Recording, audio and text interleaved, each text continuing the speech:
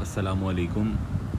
आज का जो हमारा लेक्चर है वो हमारे पास है गॉस जॉर्डन मेथड के ऊपर। ठीक है, लास्ट लेक्चर के अंदर हमने गॉसियन एलिमिनेशन को डिस्कस किया था, जिसके अंदर हमने 2:2 और 3:3 के मैट्रिक्स को डिस्कस किया था। In today's lecture we will discuss the new method that is Gauss Jordan. और गॉस जॉर्डन मेथड के अंदर हमारे पास 3 उसकी कैरेक्टरिस्टिक्स हैं।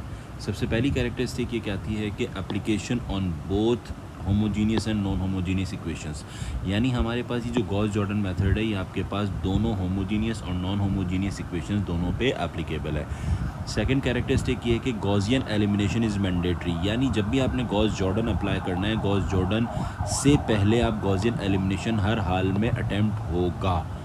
सही है, जब तक गॉसियन एलिमिनेशन सही अटैम्प्ट नहीं होगा आपका गॉस जॉर्डन का सही आंसर निकल के नहीं आ सकता, क्योंकि गॉस जॉर्डन को सॉल्व करने के लिए उसका एक पार्ट जो है वो गॉसियन एलिमिनेशन भी है। ठीक है, उसके बाद हमारे पास नेक्स्ट जो कैरेक्टरिस्टिक है वो ये कहता है कि हमारे पास गॉस जॉर्डन का मतलब ये होता है कि आप डायगोनल मैट्रिक्स बनाते हो, यानी डायगोनल की वैल्यूज़ अपनी 1 करते हो और रिमेनिंग अपर और लोअर ट्रायंगुलर की जो टर्म्स हैं उनको 0 बना रहे होते हो। गॉसियन एलिमिनेशन के अंदर हम डायगोनल को 1 करते हैं और जो लोअर ट्रायंगुलर है उसको 0 करते हैं, लेकिन गॉस जॉर्डन के अंदर लोअर ट्रायंगुलर के साथ साथ अपर ट्रायंगुलर के अंदर भी हम जो है 0 कर रहे होते हैं। रिमेनिंग जो हमारे पास होता है वो सिर्फ डायगोनल होता है, जिनकी वैल्यूज़ 1 और 1 होती हैं। फर्स्ट एग्जांपल आपके पास ये पूरा मैट्रिक्स और सेकंड एग्जांपल है कि जब मेरे पास कांस्टेंट मौजूद होंगे, तो ये मेरे पास क्या है 1 1 1, अपर ट्रायंगुलर लोअर ट्रायंगुलर 0 और ये कांस्टेंट की वैल्यूज़ आ गई मेरे पास। ठीक है, अब फर्दर ऑन हम जो है कुछ क्वेश्चंस को अटेम्प्ट करते हैं गॉस जॉर्डन से और देखते हैं हम किस तरीके से हम आंसर्स को कैलकुलेट करते हैं। क्वेश्चन नंबर 1 हमारे पास है 2x - y = 6 and 3x + 2y = 8। ये दोनों इक्वेशन जो सिस्टम ऑफ इक्वेशंस हैं ये हमारे पास कहलाती हैं क्या, दो हमने पढ़ी थी, जल्दी से बताएं आप लोग, दो कौन सी इक्वेशंस हैं, एक है होमोजीनियस और दूसरी है नॉन होमोजीनियस। तो ये जो हमारे पास कहलाती है ये कहलाती है non homogeneous system of equations, क्योंकि यहाँ पे कांस्टेंट्स मेरे पास मौजूद है। अगर यहाँ पे कांस्टेंट्स नहीं होते चाहे लेफ़्ट या राइट हैंड साइड के ऊपर, तो यहाँ फिर हम इसे कहते हैं हमारे पास होमोजीनियस सिस्टम ऑफ इक्वेशंस हैं। ठीक है, तो क्योंकि ये नॉन होमोजीनियस है हम अपनी जो है वैल्यूज़ को यानी इनके कोफिशिएंट्स को राइट डाउन कर लेंगे। तो 2 देन -1 देन 3 देन 2 और राइट हैंड साइड पे कांस्टेंट है तो 6 और 8 एज इट इज़ आ गया। सबसे पहले गॉसियन एलिमिनेशन जो इसका पार्ट है स्टार्ट वहीं से होगा। सबसे पहले हम क्या करते हैं, लीडिंग 1 को बनाते हैं। लीडिंग 1 के अंदर अगर मैं पूरी रो को डिवाइडेड बाय 2 करता हूँ तो मेरा आंसर आएगा 1 -1/2 एंड 3, और सेकंड रो आपके पास as it is copy down कर दिया मैंने। ठीक है, नेक्स्ट स्टेप में हमारी क्या कोशिश होती है, जो लीडिंग 1 है उसके नीचे वाली टर्म को हमने 0 अटैम्प्ट करना है। सही है, अब मेरे पास यहाँ पे जो है ये इसको 3 जो है इसको मैंने 0 बनाना है, तो मैं क्या करूँगा कि रो 1 को पूरी 3 से मल्टीप्लाई करूँगा और R2 में से इसको सब्ट्रैक्ट, जिसमें चेंजिंग करनी होती है उसमें से सब्ट्रैक्ट किया जाता है। तो R2 आ गया 3 2 एंड 8, और जब इसको रो 1 को मल्टीप्लाई किया 3 से तो 3 -3/2 एंड 9, तो ये हमारे पास आ गया। अब सब्ट्रैक्शन के अंदर साइंस आपके सारे चेंज हो जाएंगे, जो पॉजिटिव है वो नेगेटिव और जो नेगेटिव है वो पॉजिटिव बन जाएगा। जब आप सॉल्व करोगे ये 0 हो गया, ये 7/2 और ये हो गया -1। अब ये रॉ 2 चेंज हुई है, रॉ 2 आपने उठा के यहाँ पे सब्सटीट्यूट कर दी, 0 7/2 एंड -1, और रॉ 1 आपके पास एज इट इज़ लिख दिया गया। सही है, अब आपने क्या करना है नेक्स्ट स्टेप के अंदर, हम ये देखते हैं कि हमारे पास ये जो सेकंड रॉ के अंदर नॉन ज़ीरो है, फर्स्ट नॉन ज़ीरो है, उसे आपने 1 बनाना होता है। अब इसको 1 बनाने के लिए मैं क्या करूँगा, पूरी R2 जो मेरे पास मौजूद है इसको पूरी को 2/7 से मल्टीप्लाई करवाऊँगा। तो अब जब मल्टीप्लाई R2/2/7, तो ये हमारे पास फर्स्ट रॉ तो एज इट इज़ लिख दिया गया और सेकंड आपके पास 0।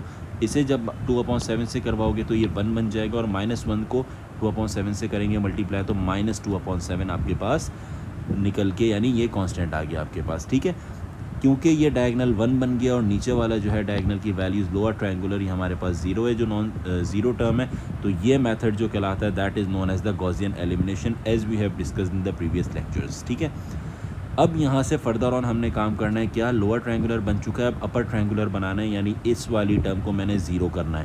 तो इसको 0 करने के लिए मैं क्या करूँगा कि हम रो 2 को -1/2 से मल्टीप्लाई करवाएंगे और सब्ट्रैक्ट करवाएंगे रो 1 में से, जिसमें चेंजिंग करनी है उसको ऊपर लिखा जाएगा। तो 1 -1/2 और 3 ये एज इट इज़ आ गया, और जब रो 2 को -1/2 से मल्टीप्लाई करवाओगे तो 0 -1/2, और इसे जब सॉल्व करोगे तो ये दे देगा +1/7। ठीक है, अब जब आप इसे, क्योंकि सब्ट्रैक्शन है, साइन इसके चेंज हो जाएंगे, इसका आंसर 1 एज इट इज़ आ गया, minus and plus is 0 and 3 minus 1/7 is equals to 20/7 LCM के साथ। सही है। अब आपने क्या किया यहाँ पे 1 0, क्योंकि फर्स्ट रॉ में चेंज हुआ है तो 1 0 20/7, तो 1 0 20/7 और सेकंड एज इट इज़ आ गया 0 1 एंड माइनस 2/7, तो 0 1 and minus 2/7 as it is आ गया। ठीक है। अब हमारे पास क्या हुआ, ये हमारे पास पूरा का पूरा गॉस जॉर्डन अप्लाई हो चुका है। आपने क्या किया, क्योंकि हमें एक चीज़ का ये पता है कि ये हमारे पास हमेशा x की वैल्यूज़ होती हैं और ये y की वैल्यूज़ होती हैं। ठीक है। तो x की वैल्यू जो मेरे पास है वो 20/7 के बराबर है और जो y की वैल्यू हमारे पास -2/7 के बराबर है। तो हमारी जो फाइनल आंसर आ गया वो x is equals to 20/7 and y is equals to -2/7। ठीक है, क्लियर। ये हमारे पास जो मैट्रिक्स है ये कहलाता है आपके पास 2/2 मैट्रिक्स। ठीक है। नेक्स्ट हमारे पास जो सिस्टम ऑफ इक्वेशंस है हमारे पास वो भी नॉन होमोजीनियस हैं और वो हमारे पास है 3 सिस्टम ऑफ इक्वेशंस हमारे पास यहाँ पे मौजूद हैं। अच्छा, क्वेश्चन हमारे पास है 2x - 3y + z = 4, x + 2y - z = 3, 4x - 3y + 3z = 6। सबसे पहले इनकी कोफिशिएंट्स नोट डाउन करेंगे तो 2 - 3 1 एंड 4, देन 1 2 -1 और ये कांस्टेंट 3, देन 4 - 3 3 एंड 6। अब आपने यहाँ पे इस तरीके से बना लिया जो ये बता रहे हैं कि हमारे पास ये जो मेरे पास है क्या चीज़ है, दीज आर द कांस्टेंट्स, ये कांस्टेंट्स हैं हमारे पास। सही। अब हमने क्या करना है, इसको यहाँ पे इन टर्म्स को डायगोनल में 1 बनाना है, बाकी ये अपर ट्रायंगुलर 0 और ये लोअर ट्रायंगुलर इनको भी हमने 0 बनाना है। ठीक है। सबसे पहले हम ये देखते हैं लीडिंग 1, तो रो 2 के अंदर लीडिंग 1 था, हमने रो 1 और रो 2 इंटरचेंज कर दी, तो 1 2 -1 एंड 3, देन 2 - 3 1 4, ये इंटरचेंज हो गई और third row as it is आ गई 4 - 3 3 एंड 6। नेक्स्ट स्टेप के अंदर हमने क्या काम करना होता है, जो लीडिंग 1 है उसके नीचे हमने इसे 0 बनाना है दोनों टर्म्स को। तो सबसे पहले जो है आप क्या करेंगे, यहाँ पे ये जो 2 है इसको मैं 0 बनाऊंगा, मल्टीप्लाई R1, ये मेरे पास R1 है, by 2 and subtract it from R2, क्योंकि चेंजिंग R2 में करनी है। तो R2 ऊपर आ गया 2 - 3 1 4, और जब इसे मल्टीप्लाई करवाया 2 से तो 2 ये बना 4, ये बना -2 और ये बन गया 6, तो 2 4 -2 एंड 6। आपने जब सब्ट्रैक्शन है साइंस चेंज हो गए तो आंसर आपका आ गया 0 -7 3 एंड -2। ये जो चेंज आया ये R2 में चेंज आया, R2 उठा के आपने यहाँ सब्स्टिट्यूट कर दिया और R3 as it is note down कर लिया। सही। अगला जो हमारे पास टारगेट है वो क्या है कि हमने यहाँ पे R3 जो मेरे पास है इसका ये वाली जो टर्म है जो लीडिंग 1 के नीचे वाली, इसे हमने 0 बनाना है।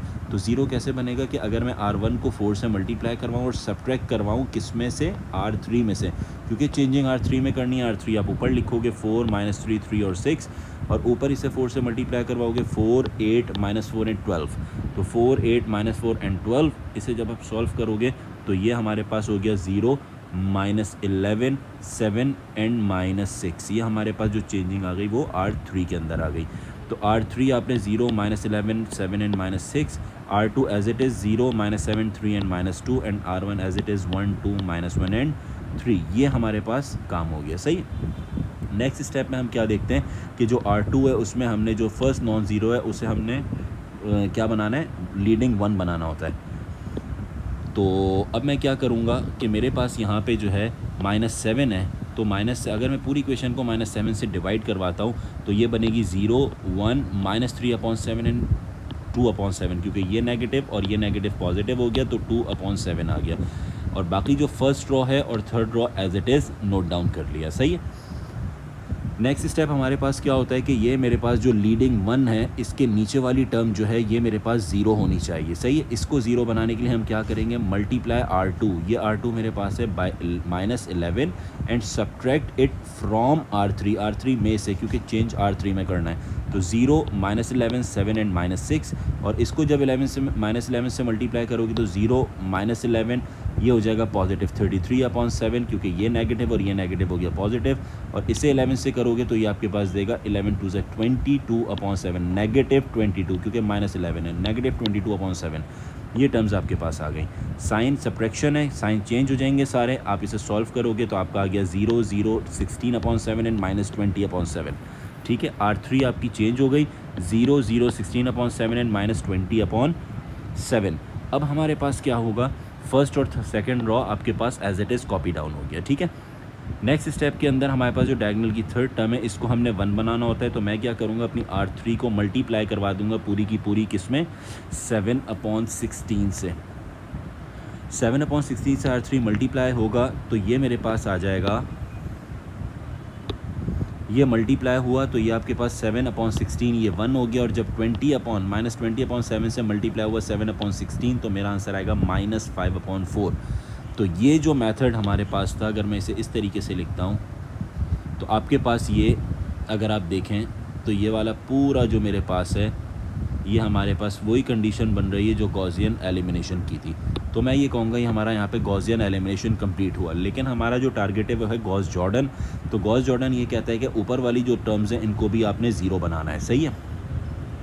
सबसे पहले क्या काम करोगे, जो मेरे पास ये वाली टर्म है R2 की, ठीक है, R2 का जो लीडिंग वन है इसके नीचे का तो पहले ही ज़ीरो है, अब इसके ऊपर का सबसे पहले ज़ीरो बनाओगे।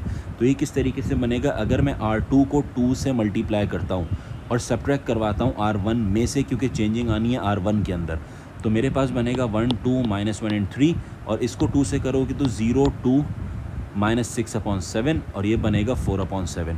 तो जब इनके साइंस चेंज होंगे क्योंकि सब्ट्रैक्शन है, लिखोगे चेंज सॉल्व करेंगे तो हमारे पास 1 0 -1/7 एंड 17/7 मेरे पास आ गया। तो यहाँ पे R1 मेरा कंप्लीट चेंज हुआ 1 0 -1/7 and 17/7, R2 as it is 0 1 -3/7 2/7, R3 as it is 0 0 1 -5/4। Next जो टारगेट होता है वो क्या है कि हमारे पास जो थर्ड रॉ का लीडिंग वन है इसके ऊपर वाली दोनों टर्म्स को हमने क्या करना है, 0 0 करना है। तो सबसे पहले मैं इमीडिएट जो अपर टर्म है इसको मैं ज़ीरो करूँगा। वो ज़ीरो कैसे होगा कि अगर मैं लेट सपोज़ R3 को -3/7 से मल्टीप्लाई करवाता हूँ और सब्ट्रैक्ट करवाता हूँ किस में से, R2 में से, क्योंकि चेंज मुझे R2 को करना है। तो 0 1 -3/7 और 2/7 ये R2 आ गई, और R3 को जब मल्टीप्लाई करवाओगे तो 0 0 -3/7 multiply by 1 is -3/7 and -3/7 multiply by -5/4, तो आंसर आएगा 15/28। सब्ट्रैक्शन है, साइंस नीचे की टर्म्स की तमाम चेंज हो जाएंगी, जो पॉजिटिव है वो नेगेटिव बनेगा और जो नेगेटिव है वो पॉजिटिव बन जाएगा। तो ये आ गई 0, ये आ गया 1, ये माइनस और ये प्लस, सॉल्व होगा 0, देन इसको टर्म को आप LCM लेके सॉल्व करोगे, you will get the answer -1/4। तो यहाँ पे मेरी सेकंड रो कंप्लीट चेंज हो गई, जो ये थी मेरे पास 0 1 0 -1/4। First row as it is रही 1 0 -1/7 17/7, और third row as it is रही 0 0 1 और -5/4, ये थर्ड रो आपके पास रही, सही है। अब नेक्स्ट स्टेप में क्या करना है, एक ही हमारे पास रह गया है ये वाला जो है नॉन ज़ीरो, इसको हमने ज़ीरो बनाना है, सही है। अब इसको ज़ीरो बनाने के लिए हमने सबसे पहला क्या काम करना है कि अगर मैं R3 को मल्टीप्लाई करवाता हूँ -1/7 से और सब्ट्रैक्ट करवाता हूँ R1 में से, क्योंकि चेंज R1 में करना है, तो R1 आ गया 1 0 -1/7 और 17/7, और इसे जब मल्टीप्लाई करवाओगे -1/7 से तो 0 0 -1/7 और ये आपके पास हो जाएगा 5/28 मल्टीप्लाई करने के बाद, तो ये 5/28 आ गया।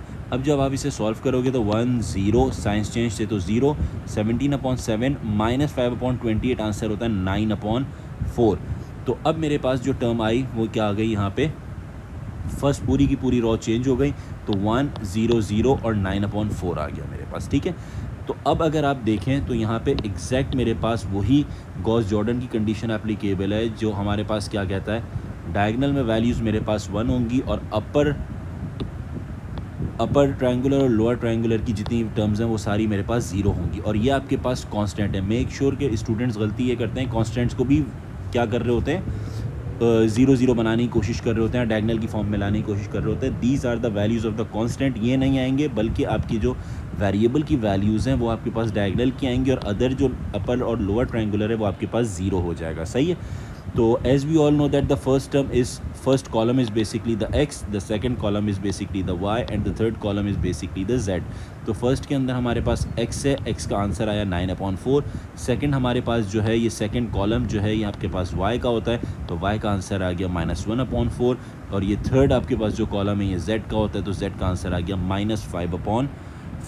तो 9/4 -1/4 एंड -5/4, ये तीनों आंसर्स आपके पास वेरीफाइड आंसर्स हैं, ठीक है।